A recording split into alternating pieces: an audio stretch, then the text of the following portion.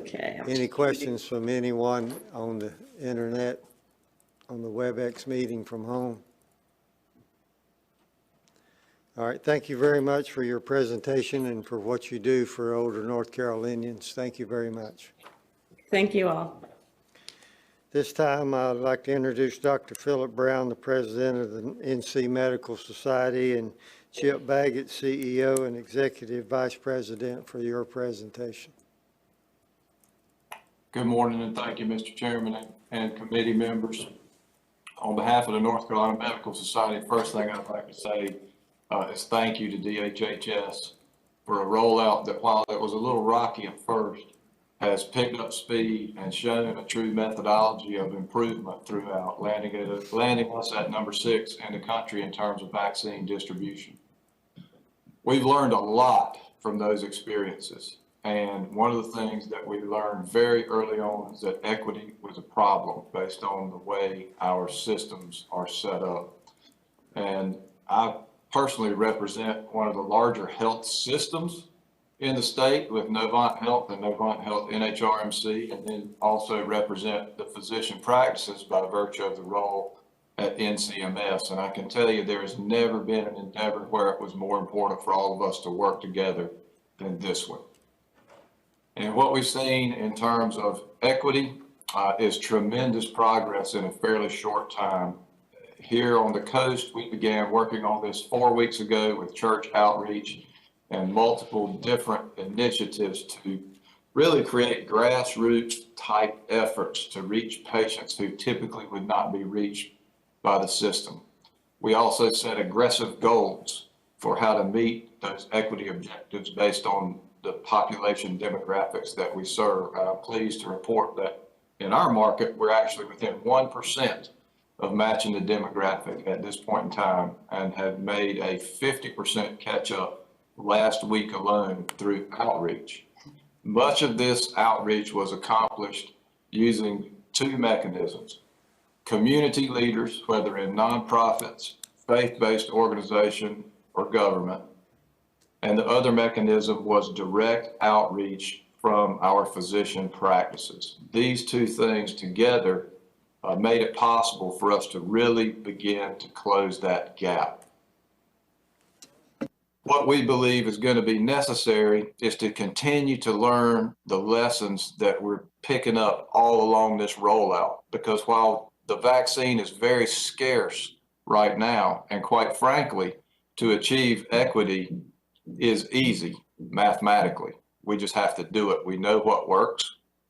There is not a demand problem, there's a supply problem, so we can absolutely achieve equity in this first phase, and we intend to across many of the larger systems, and including the North Carolina Medical Society perspective on that.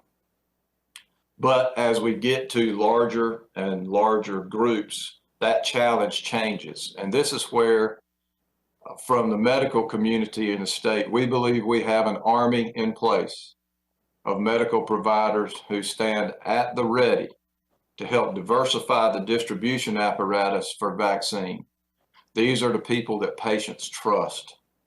When we begin to consider that we need to vaccinate 75 or 80% of the citizens of North Carolina to really beat back this pandemic, the trust factors will come into play. We will not always find ourselves in the situation where demand exceeds supply as supply catches up. This is where the work of the physician groups, and I would suggest that that needs to begin immediately, to go ahead and work through some of the same inefficiencies that the larger systems had to work through, to make sure that we give every North Carolinian, irrespective of the demographic they represent, an opportunity to get vaccinated as soon as possible. This is what will be needed to defeat the pandemic. We are absolutely winning now, but what we don't need to do is take a deep breath and take a step back as we move into further phases. So I'm really offering up the membership of the North Carolina Medical Society and the physicians of the state to become part of the solution. I know these organizations are ready. We've seen it happen here in our town, and it can happen all across the state. And with that, I would be happy to take any questions. Thank you, Dr. Brown. Is Mr. Baggett going to have any input into this as well, or I don't see his camera on. Hey, Chip. No, sir, I'm happy to take questions, but otherwise, Dr. Brown covered it for us. Thank you. Any questions from the committee present?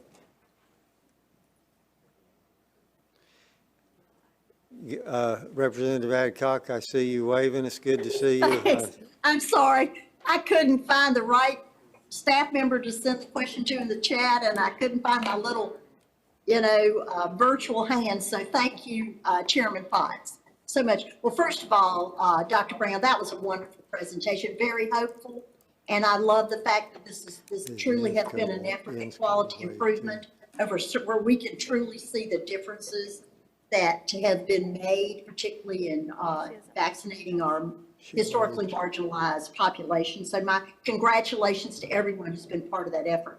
I just want to add to the DHHS folks who are on the line, and of course I'll follow up with them myself, to say that I just want to make sure that when we say physician practices, we understand we are talking about physician practices as well as other practices that are led by other healthcare providers, because we are truly all in this together, and only together are we going to meet all of the demand that at some point, you're right, I look so forward to the day when supply is there, and now we're out there reaching in more into the community to make sure we can pull the demand to us. So I just wanted to make sure we get that so that we don't leave any corner of the state uncovered. And I thank you so much for being here, you and Chip. Thank you, Representative Adcock. Representative Insco, did you wish to speak? Yes, I have a question about the, Dr. Brown, you talked about other states that had moved ahead of us and had solved some of the major problems. Can you say any more about that, about where the major blocks are in North Carolina? Well, for us now, let me clarify whatever I said, because again, we're a top performing state, top 10, number 6 at the last thing. So, I think originally the phenomenon you saw with the slower rollout really was the phenomenon of, slow is smooth and smooth is fast, basically, right? And so there were some foundational things that were done early on that allowed us to really catch up. And then as we really began to contemplate what it took to be in this together and figure out how the different entities, and just using our community as an example. So we were able to use the hospital, the health department, and a large multi-specialty private practice called Wilmington Health together to address these issues of equity and speed of rollout. And it was really that togetherness that made it happen. So I would hold out North Carolina as a model state in many respects for this. I do think as we get into these different phases, though, we can't rest on those laurels, and we need to really consider how to broaden this vaccination effort to include really every willing provider who could vaccinate human beings wherever they are. That's our real challenge now. And I'm confident that provided we continue to learn at the pace that we have and work together, that we could emerge from this as the leading state in the country. Quite frankly, we just have to do it, and we're on the right track.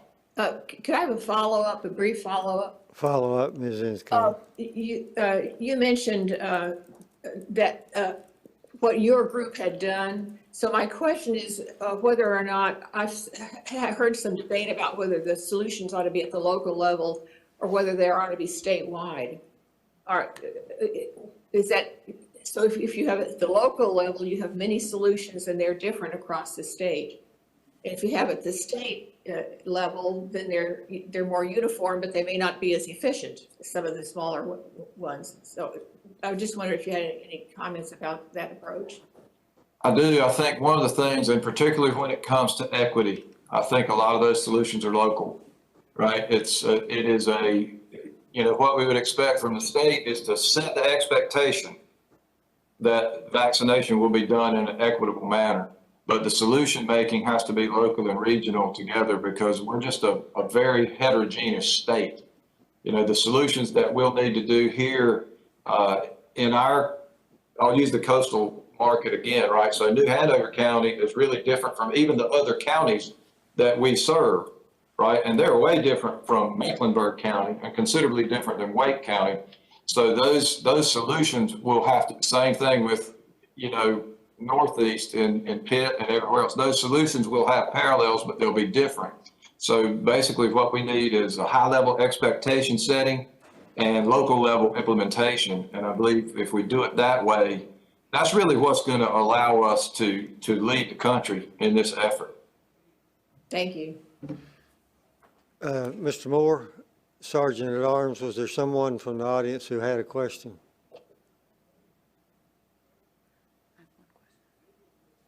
All right, thank you. Yes, Chairman Baker. Thank you, Chairman Potts, and thank you, Dr. Brown and Mr. Baggett. And I just, I think you raised a really good point about trust and, you know, utilizing all the factors in your community to build trust. So I love to hear that outreach. My question is in relation to first and second vaccines. Have you found that, you know, your initial outreach gets people back for their second vaccine, and the inventory of that, is that keeping up with your system of distribution? It absolutely is at this particular point in time. That is where controlling the schedule appropriately so that you don't have to cancel appointments and do different things that introduce variability into the process is so important. So for us, I'll use an example of us again. Sorry to make it coastal centric, but it just as an example that I think can illustrate is that, you know, this is a very heavy second vaccination week for us at New Hanover Regional Medical Center and our physician practices. So we've got 12,000 second dose vaccinations to give this week. Now, we had more vaccine allocated to us based on our performance, but we knew that the logistics of that were going to be difficult. So we actually reallocated those additional 700 doses that we had gotten back to our partners, the health department, and they'll further subdivide it probably to Wilmington Health to some extent. And we'll get all those doses into ARMS, and those will be the first doses, right? So that's really how, it's almost like the pistons in an engine. You know, we work together and we maintain the flexibility to move the resource to the person who can, or the group who can best distribute it. And that's really, when we say we're in this together, that's kind of what that means. That's a really good example of how that can work. And it's worked in reverse as well, because there have been weeks where the health department had more dose allocation than what they could distribute. And so, you know, they allocated it to us to do it. And that's how we need to do going forward. And as we get more, you know, vaccinators in the game, whether they're pharmacists or other practitioners in different locations, we'll be able to do that even more effectively. And we'll need to do that as the supply increases. Representative Cunningham, I believe you had a question. Thank you, Mr. Chair.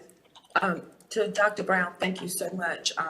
Here in Mecklenburg County, we have a diversity team within the facility that works with the community. Is that your setup in your area also? We do. Well, one of the things that we try to do is make diversity, inclusion, and equity a part of everything we do. It's embedded throughout the organization. What we've used are our business resource groups a lot. They've been incredibly helpful in the Hispanic outreach and in the African American outreach, because these connections these again are grassroots connections into the community. Because this is so much about trust at this point, right? Who do you trust as a person to rely on for vaccine advice? And we saw it in our outreach, right? So one of our practice personnel realized last week, as they were being called on to reach out to the patients individually, that, hey, this system is all about equity, and they believe that. So based on that one person, she actually got 15 of her family members who were not signed up for vaccine to be vaccinated. And that's how it works, right? It is finding the people that are connected in different ways that allow us to demonstrate that message of equity, inclusion, and diversity. And that's really how we're set up. We have tons of work, and that actually holds true not only for Novant Health New Hanover, but all of Novant Health is really a state leader in that effort. Thank you, Dr. Brown and Mr. Baggett, for your presentation. Please stay on the call in case we have any final questions at the end. This time, I'd like to recognize